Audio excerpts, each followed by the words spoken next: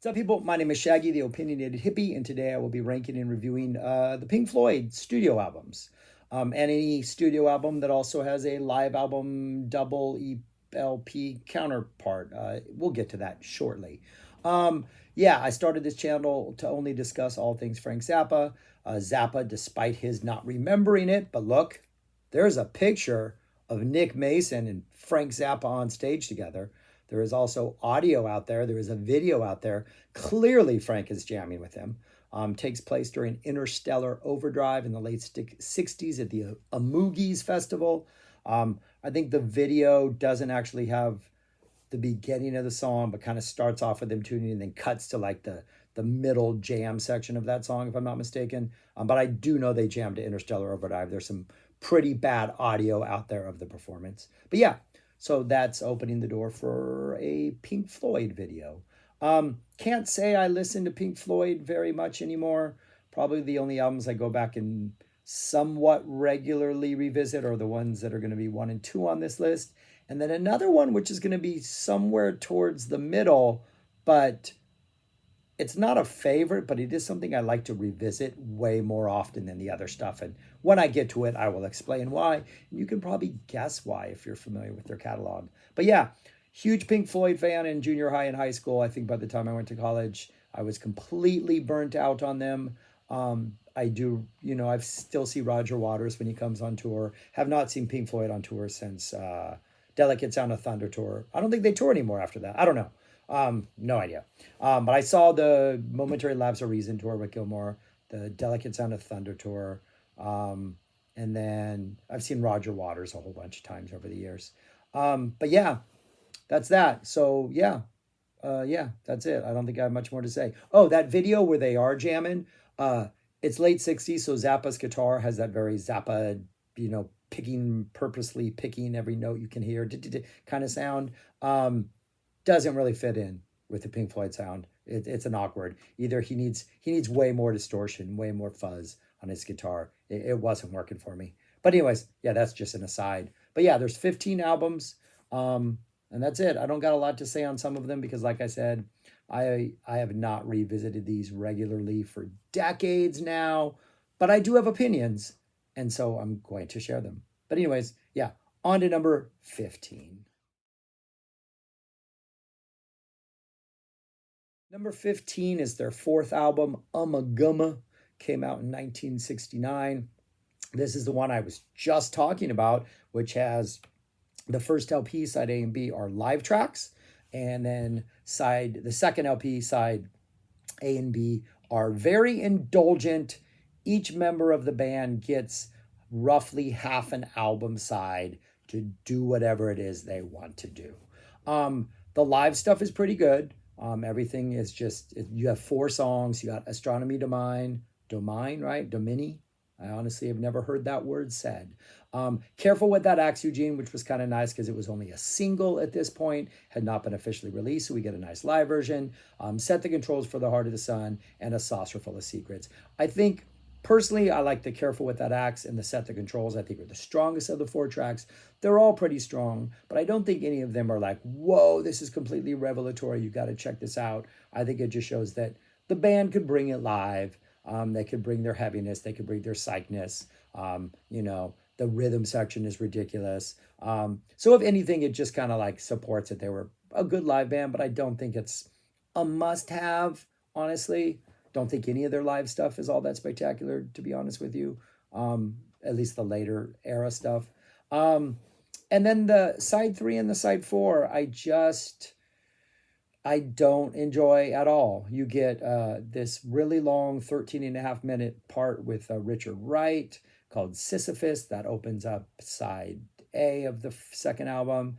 All kinds of keyboard synthesizers, pianos, just all this kind of symphonic type, pseudo-symphonic type stuff. Roger Waters brings some sort of gentleness with Grant Chester Meadows, and then just weird manipulations and noises and all kinds of like messing around with like studios and crazy stuff, and several species of small furry animals gathered together in a cave and grooving with a pict. The title, I think, is more interesting than the song. Probably the best part of it is the Gilmore stuff, the Narrow Way, 12 minutes of Gilmore doing acoustic stuff, electro stuff. That is by far the most interesting track on here, and I think maybe actually worth seeking out and checking out. And then the Grand Viziers, Garden Party, 3 parts, the entrance, entertainment, and exit, are Nick Mason indulging in all kinds of percussion and different things like that, drum solo and stuff like that. But I don't think it's interesting. I don't think it's entertaining. Really, Gilmore is the reason on the second half to get this. The Gilmore part is by far the most compelling, but not his best work. And overall, just kind of a album. You kind of listen to that second part, the non-live stuff. You're like, what is this? It's like, gumma, huh? It's like, I think that's what somebody said upon hearing it. Like, what? Gumma? What? Yeah, I don't think it's very good. You can skip this one. That's my recommendation. Except the Gilmore thing. Seek that out. The Narrow Way, parts 1 to 3. But that's number 15. Gumma. Number 14 is A Momentary Lapse of Reason. I think when this came out in 1987. I was a junior in high school when this came out, and we would drive to high school. It was quite a distance away from where I lived. And on the radio, KLOS in Los Angeles, the Mark and Brian show in the morning, I swear on something, this bottle of mineral water, that can, it's a can, it's not a bottle, that they played Learning to Fly every single morning at 7:20. Not, it wasn't a thing. It wasn't like we're going to do this every single morning at 7:20. They did for like 6 months, if not the entire year, because I would get to school about 7:25, and the last thing I heard, I swear, every day, 4 months, was Learning to Fly. Ugh, yeah, not a big sign of that. Big fan of that. Yeah, this was your first Gilmore, post Gilmore album, or post Roger Waters album. Richard Wright was not in the band, so it's really just Gilmore and Mason. Though I think Wright contributes to the album and does play some keyboard synthesizers. He wasn't officially a member of the band for whatever reason. But yeah, Learning to Fly, I just don't like it. Maybe I would like it as a radio song, but not as a Pink Floyd song. The Dogs of War, I think, is an attempt to be like a money type thing where you have like the song and the song bookending it. That's like a nice solo section, with some nice, like, sort of musical rhythms to sort of navigate in the middle. Not that complicated, but kind of like a money type thing. Don't really like the lyrics. Don't really like Gilmore's delivery on a lot of these. Dogs of War, just whatever. One Slip, I do kind of like. One Slip, and the album that would follow, I do think would be a great song for the War on Drugs to cover. I think One Slip sounds like a War on Drugs song from like now. And I think if War on Drugs were to drop like a One Slip into their set list, nobody would know that it wasn't a War on Drugs song, unless, of course, they had heard this album before. On the Turning Away has a good guitar solo at the end, but that's about it. Don't really like the song. And the entire second side of this is just like drollness. Just like, I don't know, man. Completely forgettable songs. Not very good. I really think the best part of the entire album is the opening Signs of Life, which has like a sort of slow burn kind of Shine On You Crazy Diamond part 1 feel, where like the keyboards slowly seep in and then Gilmore comes in with some tasty guitar licks, and finally after we do that for like 4.5 minutes, we go into that Learning to Fly nonsense. But yeah, man, just not a fan of this album. I was hardcore into Pink Floyd when this came out, and I was hardcore disappointed after it came out. Though I did go see the show. It was, I saw Pink Floyd at where was it? It was at the Rose Bowl in Southern California. And it came out the day Colors. And that was a movie which documented the gang wars in South Central Los Angeles, the Crips and the Bloods. And so and the Rose Bowl no, it wasn't at the Rose Bowl. It was at the Coliseum. And the Coliseum is right in the heart of like where USC is, right in the heart of sort of what was gang territory back in the day. And I just remember we got close to getting off the freeway and there were cops Like there was a corridor of cops because they expected gang violence to break out. So we went in through this corridor of cops all the way to the parking lot. And it was just kind of freaky and kind of crazy. We go to the show. We forget there's a corridor of cops outside, and we indulge as one would indulge with a Pink Floyd concert, which incredibly helped the visuals amazingly. Had a good time, enjoyed the show. But when we leave the Coliseum and we walk back outside, and there's hundreds of cops everywhere, it was kind of terrifying. No gang violence broke out. The entire world overreacted. It was just a movie, but still, that was my experience with seeing them on this Momentary Lapse of Reason tour. Yeah, I think it was at the Coliseum. That's where it was. But anyways, no, it wasn't at the Coliseum. I don't know. I think it was at the Coliseum. I'm forgetting. Whatever stadium's right by USC. I think that's the Coliseum. My bad. I forgot. Anyways, yeah, number 14, Momentary Lapse of Reason. Went on way too long about an album I don't even like. On to number 13. Number 13 is The Division Bell. This was the Pulse tour. The Delicate Sound of Thunder tour was the Momentary Lapse of Reason album. Pulse was this tour. I like this album slightly better than the previous one. I did not listen to this album for probably well over a decade when it came out. I was so disappointed in Momentary Lapse of Reason. And by that point, I was on to so much other music that when this came out, and it was still no Waters in the band. Wright has fully joined the band and he's now a member. I just think the overall vibe of this album is a little bit better. It has just nice, a little more, the rhythms are a little better. Richard Wright's present and sort of just those keyboard like blankets of like keyboardness that he provides. I think the solos are just a little bit more interesting. Overall, I just think it's a slightly more engaging, or maybe quite more engaging album than A Momentary Lapse of Reason. Really, again, it's got that slow burn opener, kind of like trying to call back to like Shine On You Crazy Diamond. That goes into What Do You Want From Me, which is sort of an attack on Waters, but it's got a really good rhythm. It's got just a nice like steady churn to it that I really like. The only songs I don't like, the end of side two, it is a double album. A Great Day for Freedom and Richard Wright's Wearing the Inside Out, I think are the only two that kind of bore me, but everything else on this I think is pretty good. A lot of these songs sound like if the War on Drugs just covered them or just put them on an album and didn't tell anybody they were Pink Floyd songs, I think a lot of people would think they were the War on Drugs songs. It is that sort of like, I don't even know what the War on Drugs is, like a slightly, they're not prog, like whatever, the independent rock with a little jammy inclinations a little bit. But anyways, yeah, not a bad album. Again, it's not one I go back and listen to hardly ever, but I will listen to this way, way before I ever return to A Momentary Lapse of Reason. And it was better than I think it has any right to be honest. But again, it just kind of, it again shows the limitations of David Gilmour's songwriting. Guitar playing, excellent, tasty, choice. Give me as many David Gilmour guitar solos as you want, but his songwriting, I think, lacks. And I think that this is a good indication of that, as is the album I just talked about. The previous one on this list and the previous one they released. But yeah, number 13, The Division Bell. Number 12 is More. This is their third album, a soundtrack album for the movie More, a French film. Came out in 1969, if I'm not mistaken. And it kind of feels like a soundtrack at times. There's certain songs you can feel, oh, I can only imagine what's happening during this.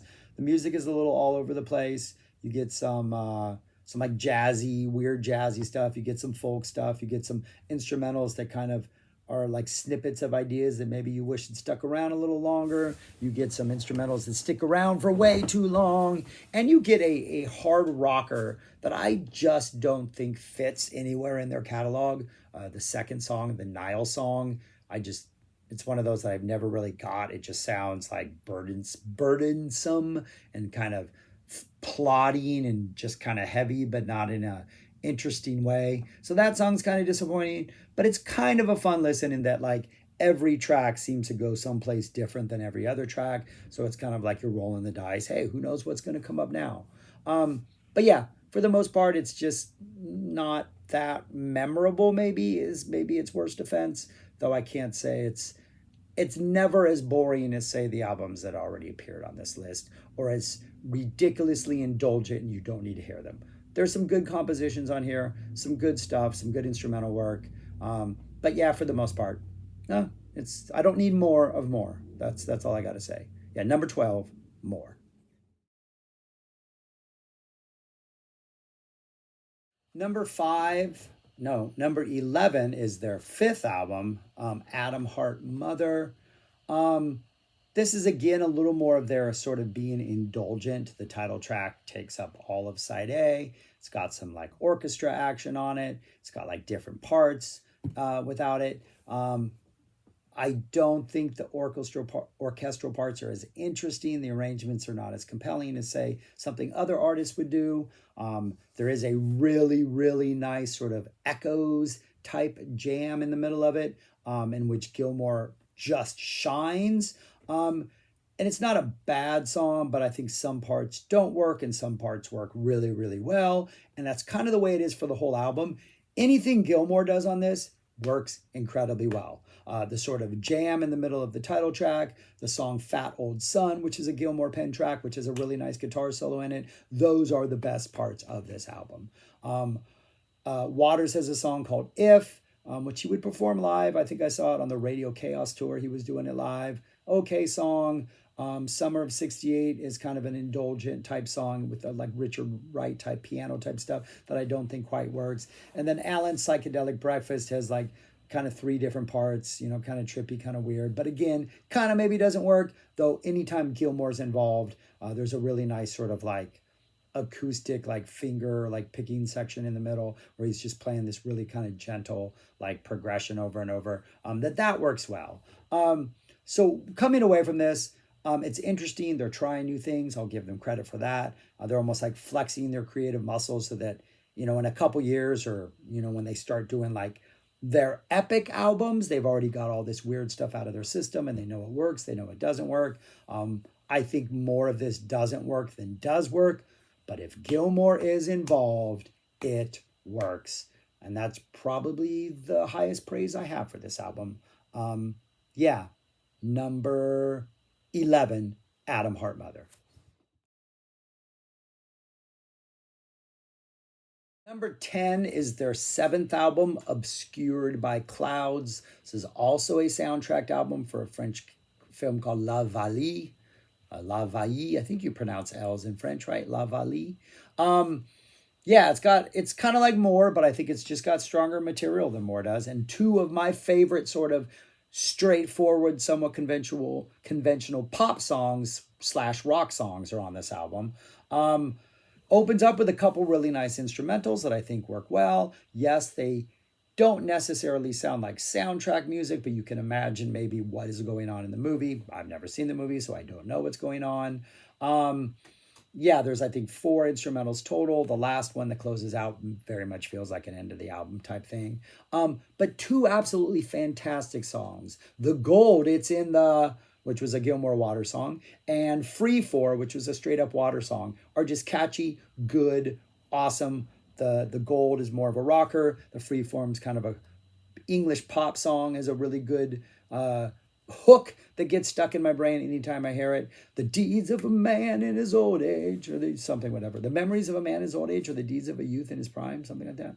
I forget, man in his prime. Anyways, it's just catchy. It's got this free 4 because the counting is 1, 2, 3, 4, done. It's just really good, hooky melodic pop song.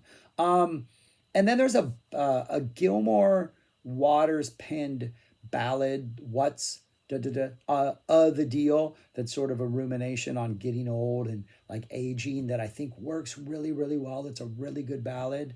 But yeah, it's just kind of a fun, light, breezy album with some pretty good hooks, some nice instrumentals, sort of in a way, it's almost a sampler of everything you're going to hear from here on out. Like, there's a little bit of instrumental, like spaciness. There's some folkiness. There's some pop. There's some rock. It's like it's like a sampler of what is to come. Like, let's say ESPN was going to like debut for the first time, right? And they would show a football clip and a basketball clip and all these clips of all these sports that you're eventually going to see. But the clips they're showing are not what you're actually going to see, because that stuff is live and is probably better. So they're just showing you some like B-roll. This almost feels like B-roll for the rest of Pink Floyd's career. Like, this is what we're gonna do. We're gonna do a little acoustic stuff and some space stuff and some rock stuff and some pop stuff and some like nice codas that make you feel good at the end. Here's a little sampler. Yeah, we're gonna do it better than here, but this is a taste of what we have to offer. And I think it works really well. It's a nice breezy little listen.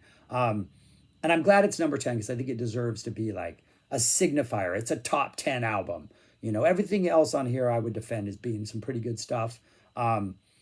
Everything before this on this list, you can maybe argue isn't all that good. I think everything from here on out is some pretty good stuff. So yeah, that's number 10, Obscured by Clouds. Number 9, their final album, 2014's The Endless River. I think there was a bunch of Division Bell outtakes were used that featured Richard Wright primarily. This is pretty much kind of feels like a love letter to Richard Wright, who had recently passed.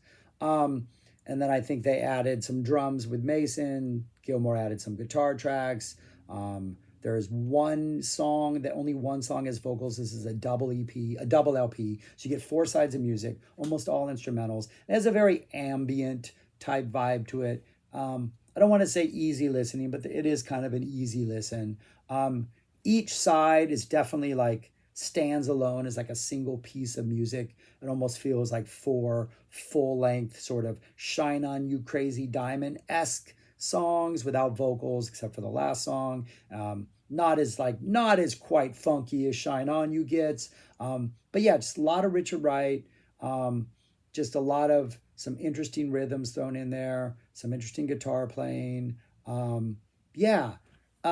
mentioned when the video started that like I really only listen to 3 albums anymore, the first 2, and this one, because this is an easy listen. It's a great late night chill album. Richard Wright's keyboards, when he just has those just like washes of just sound, are absolutely amazing. But yeah, it almost feels like the title of it, The Endless River, is from a line on the Division Bell for what I believe is the last song on the Division Bell. So it almost kind of feels like this is just a coda to the Division Bell, right? So you have the Division Bell, you have that last song which mentions the Endless River, and this really is just sort of the endless river of just like soft, easy listening flowing away from that final album off into oblivion. Reminds me of that the Momentary Lapse, a Reason tour, I think it was, when they opened up with that guy rowing his boat, and you just hear that ksh, ksh, I think they come out and play Signs of Life. It feels like that guy is rowing down this endless river, and this is the soundtrack, keep saying soundtracked, the soundtrack to that rowing. Yeah, so it's a pretty neat little listen. Again, it's not going to change your opinion of Pink Floyd. Definitely sounds like snippets of what Pink Floyd was in the last couple decades prior to this, but it definitely is not, anything, not adding anything incredible to their legacy, but is a nice little, I don't want to say an exclamation point, but a nice little like ... to sort of end their career. But yeah, Roger Waters is not on it. It's Richard Wright, who had passed, in his keyboard work with Mason and Gilmour and other people helping make this experience. But yeah, it's a compelling, kind of neat little listen. Really good to drive to, especially late at night if you're wired and you're awake and you know you're not going to fall asleep. It's a really good, fills the car with really nice sound. Yeah, number 9, The Endless River. Number 8 is their second album, A Saucerful of Secrets.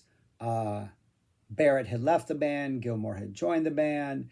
There is one Barrett track on here, the closing track, Jug Band Blues. There are some quite spectacular songs on this album. It's a little hodgepodgey in that you get some like really good psych rock explorations and then some more like folky type stuff.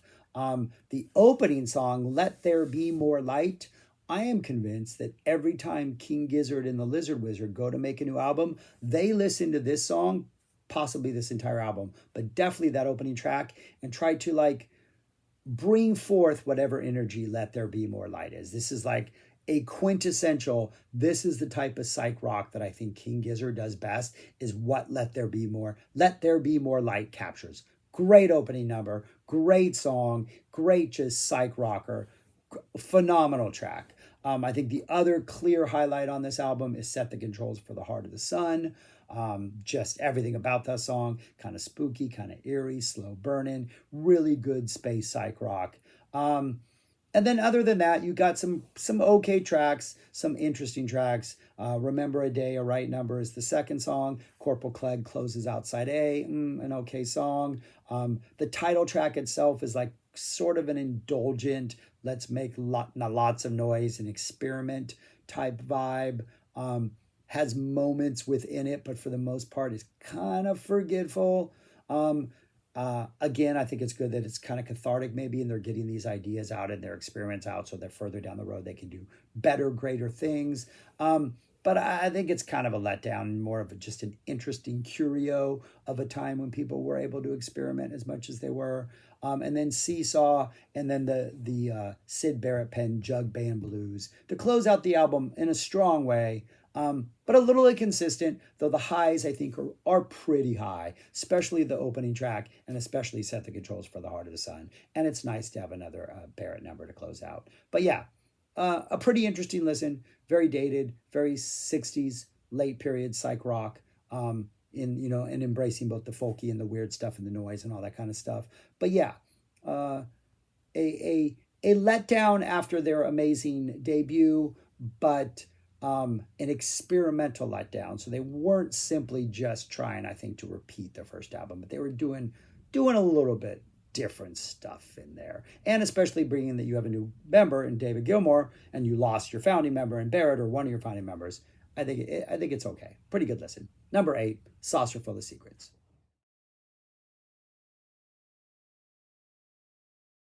Number 7 is 1983's, right? It was that late. The Final Cut, the Roger Waters Pink Floyd album, when apparently Waters took complete creative control, thus effectively breaking up the band after this. I want to say even Richard Wright was fired previous to this, right? Yeah, I wasn't even on this. So Richard Wright isn't even on here. So this isn't even a Pink Floyd album proper because Wright's not on it.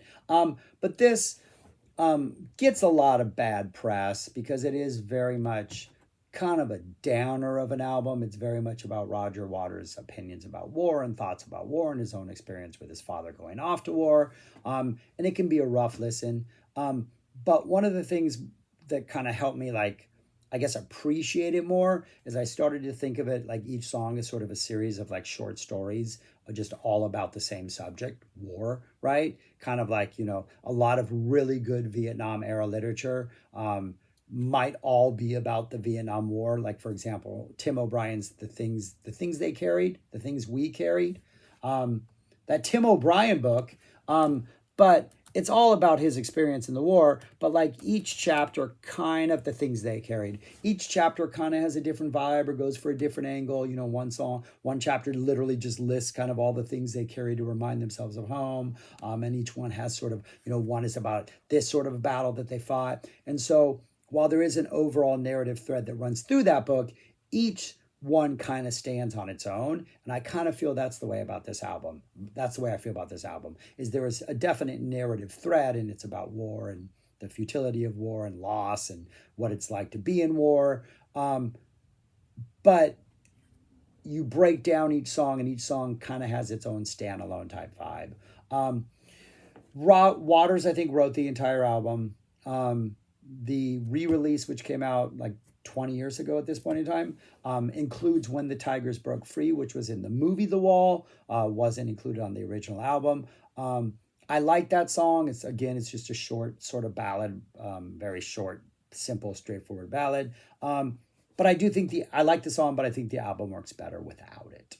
It's just one more long kind of slow tempo thing that you don't need in this album. But I think there were some really, really good songs on here.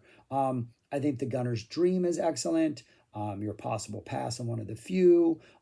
Get Your Filthy Hands Off My Desert has this really neat thing where this missile fires across. My stepdad is in the music business, does music for movies. So we always had a really, really good stereo system in our house. And to hear that missile like fly across the room and explode, we used to like always like, play this for my friends and play this for people back in my junior high days when this came out.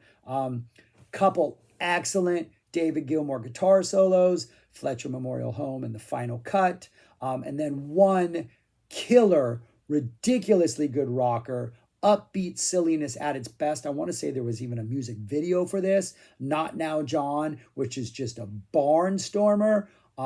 If you don't listen to any other song and you've never heard that song, go find Not Now John and check it out. It's just a fun, over-the-top, ridiculous mess, but it's great. It is like the one burst of energy in the entire album. Waters kind of did this on his solo album, The Pros and Cons of Hitchhiking, and that was also an album that was kind of similar to the final cut in its tempo and its low keyness, and it's like, just his voice and very simple music. That one had a little more highs, but that one, the penultimate song, was the title track, which also is one of the most upbeat songs on the album. So yeah, I think this is a really good listen. I think this is a great album. I think these top 7 are legitimately great albums. But yeah, no, really good. Side B, if it weren't for Gilmour's guitar, side B I think is a little bit less interesting just because the Fletcher Memorial Home and Southampton Dock, which are the second and third tracks, are kind of the dullest part of the album. But Gilmour has a guitar solo in the former one, and that guitar solo is really good. So yeah, and it ends with Two Suns in the Sunset, one of the suns being, I think, a nuclear bomb going off. So it doesn't end on a particularly positive note, but I don't think Roger Waters is a particularly positive person, right? But anyways, yeah, I like this. I like this album. Give it a chance. Like, reconceptualize how you think about it and try to appreciate it, because I think this is a really strong piece of art from a man who obviously had demons that he was dealing with and needed to exercise, and I think he exercised them well. So yeah, number 7, the final cut. Number 6 is 1971's Meddle. This is their sixth studio album. I wanted to rank this one higher, but I have to admit there's a couple songs which kind of feel like filler between songs that are epically fantastic. Opens up with One of These Days, just one of the greatest bass riffs ever. Just an incredible instrumental jam with an amazing solo at the end of it. I was at the Austin Psych Fest in like 2011, 2012, and it was between bands. We're sitting on the floor just kind of chilling out. And One of These Days comes over the loudspeakers, and I swear the sound man turned it up, and everybody just kind of chilling between acts is like, yeah, this is it. And when it was done, I was like, that just might be the greatest psych rock song ever. One of These Days, I'm going to chop you into little pieces. Just utterly blistering, fantastic. The other song on side A, which I think is fantastic, is a song called Fearless, which just has this absolutely amazing guitar riff that just goes dun, that just goes on and on. I love the lyrics, love everything about that song. But the other 3 songs on side A, I like them and they're good, but I definitely don't think they rise to the level of One of These Days and Fearless. A Pillow of Winds, Saint Tropez, and Seamus, which are just kind of, they're not bad. They're more acoustic, folky type things. They're kind of needed considering what's going to come on side B, but I definitely think they let down the intensity that One of These Days and Fearless bring to side A. Side B is Echoes, all 23 and a half minutes of Echoes, which is a near perfect psych rock song.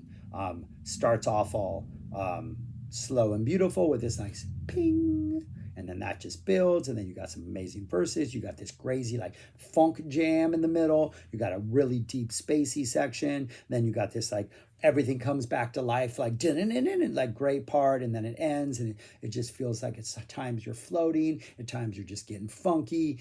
It is just all over the place in the best way possible. Just an almost perfect if not perfect, psych rock space classic. Um, I highly recommend if you have not seen it. It is on YouTube. Um, Apparently, rumor has it that this song was written to match the last 23 minutes and 30 seconds of 2001's A Space Odyssey, the Kubrick film. And if that is on YouTube, I think it's just, uh, I don't know, put in Space Odyssey Echoes or Space Odyssey Pink Floyd. Somebody has synced it up for you. It is there. It is fantastic. It is ridiculous.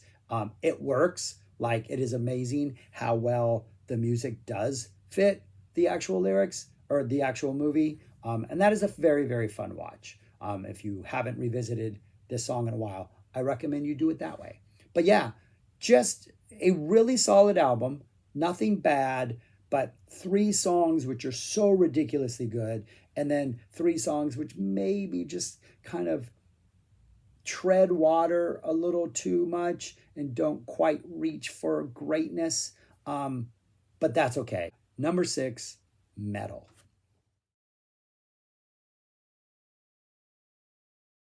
Number five is The Wall.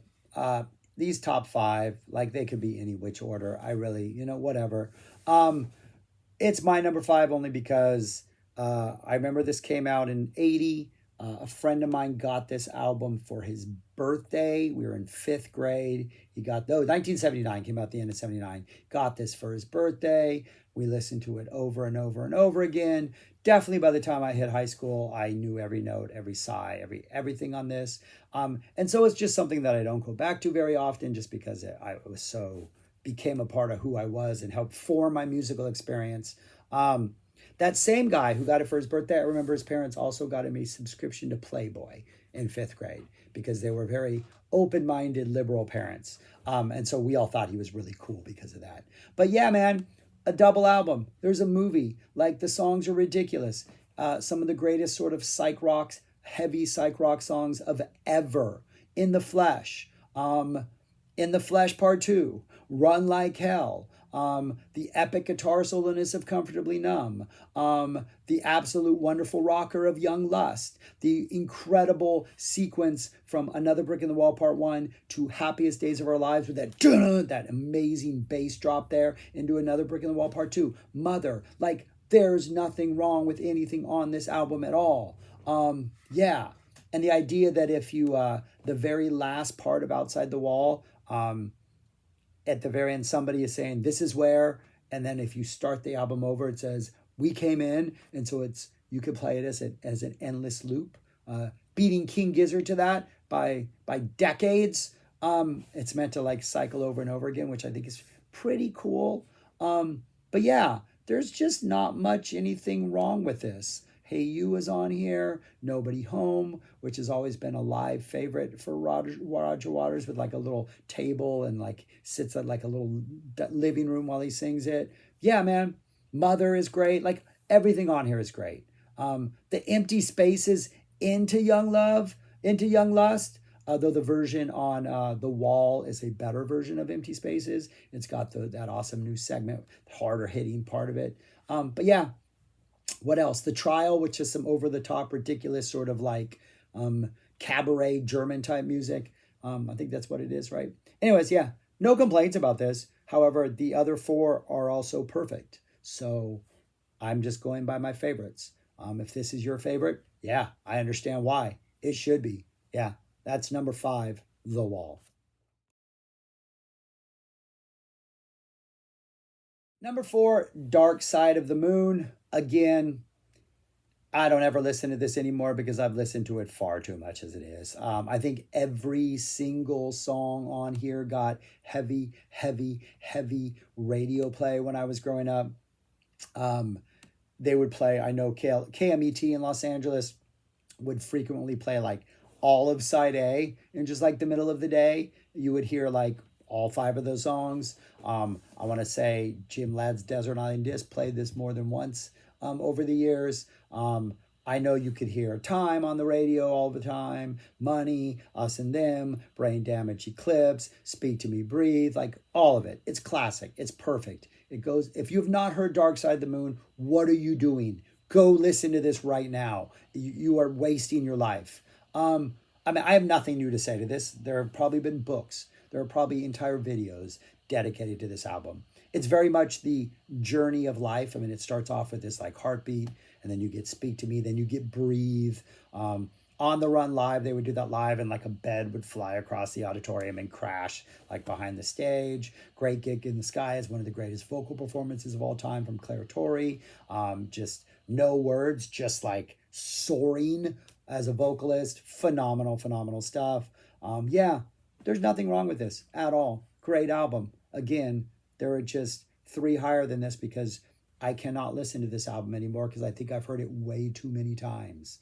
So yeah, it's like when you drink too much coffee and you drink another cup of coffee and you're just like, that caffeine is just caffeinating my caffeine. I can't Dark Side of the Moon anymore because it would just Dark Side of the Moon, my Dark Side of the Moon. That made no sense. But I've heard this album far too many times. But it is still, I have to acknowledge its utter brilliance. Number 4, Dark Side of the Moon.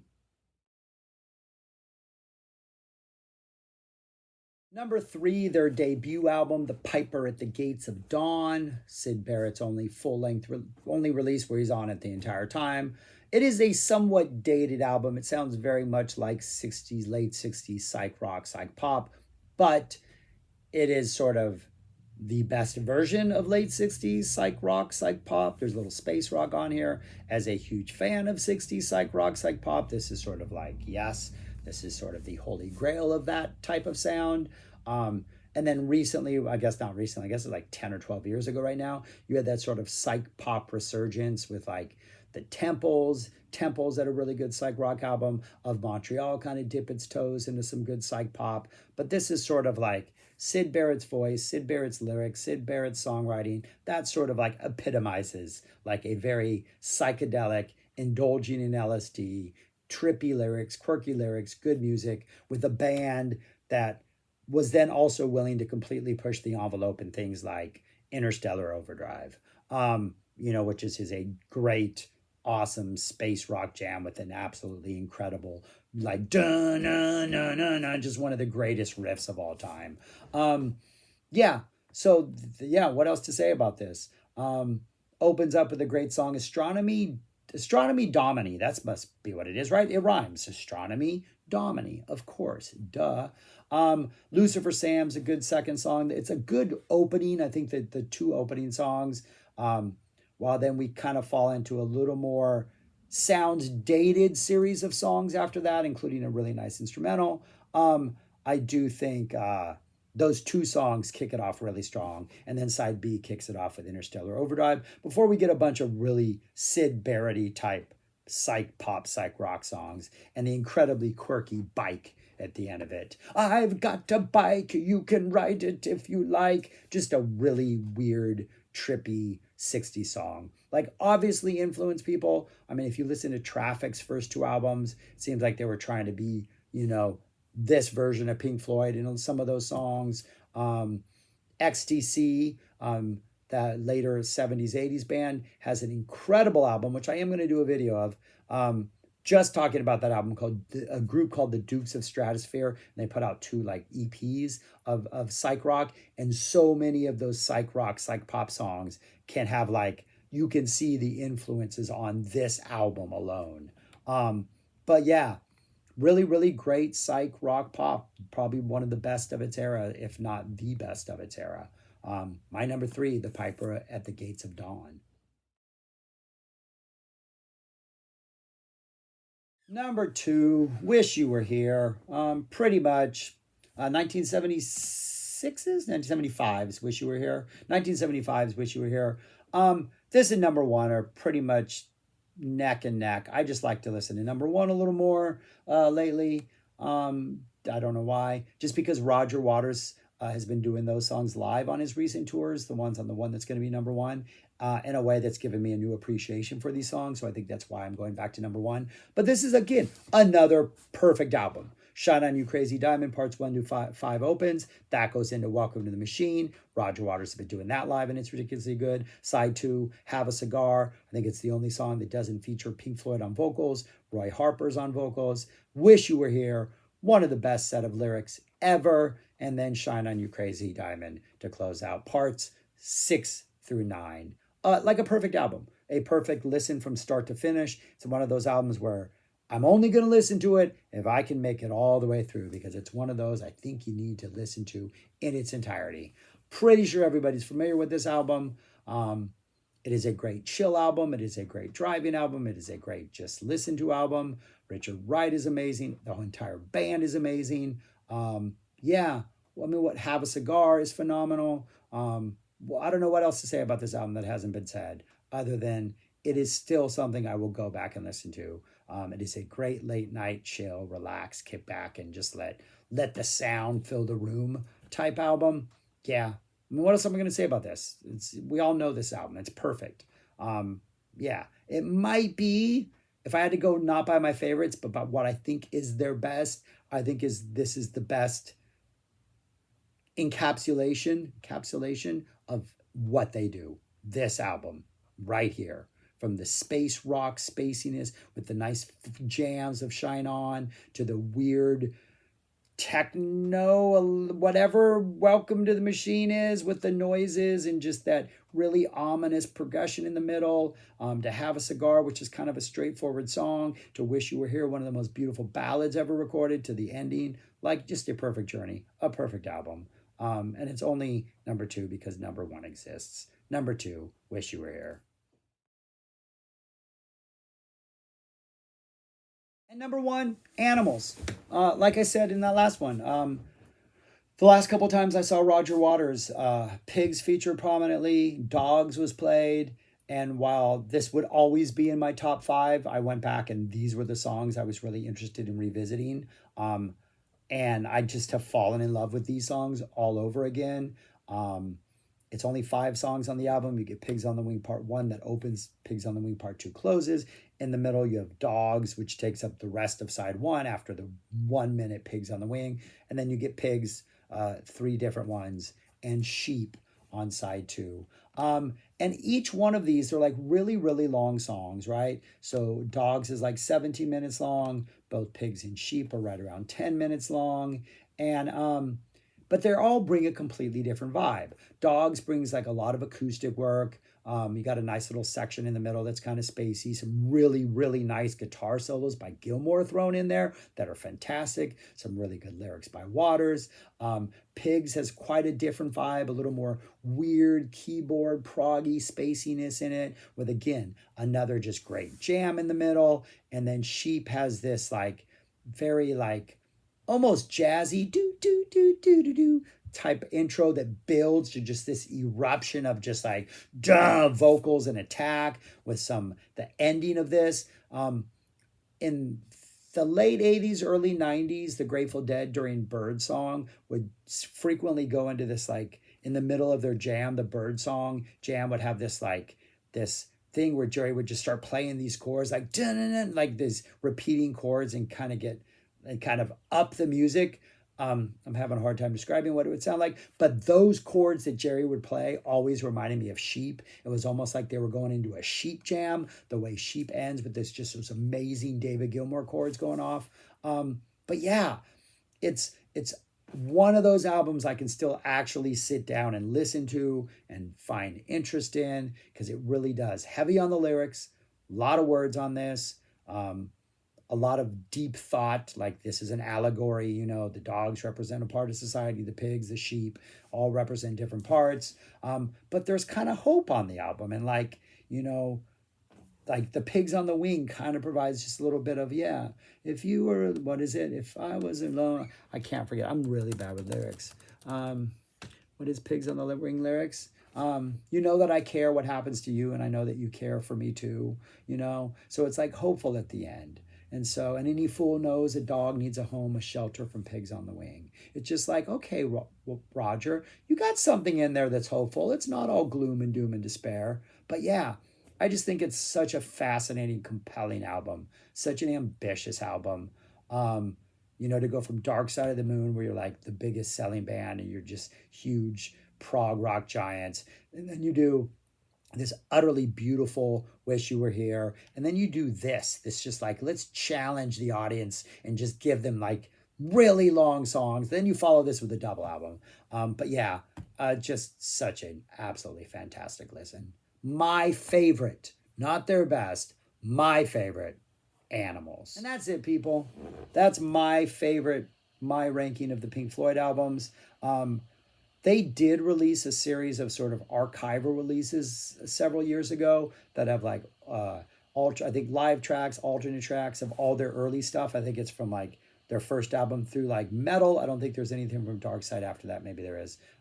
But I think I'm going to go back and re-listen to those and visit those because I remember there being some good stuff on that. So I'm going to do probably another Pink Floyd video at some point, maybe a live one, but I can't say I really care for their live albums all that much. They are a band that kind of recreates what they're doing live, and the live experience is the visuals and being there and being in the moment. And I don't think it necessarily translates to albums as well as other bands do. But yeah, so I might do that at some point, but who knows. But anyways, thanks for watching. Let me know where I was wrong, what I messed up on, what your favorites are, what I should listen to more, why Momentary Lapse of Reason is a genius album and I need to reevaluate it. All that kind of stuff. You know how this works, people. Thanks for watching. Subscribe, like, comment, share, and I will talk to you later.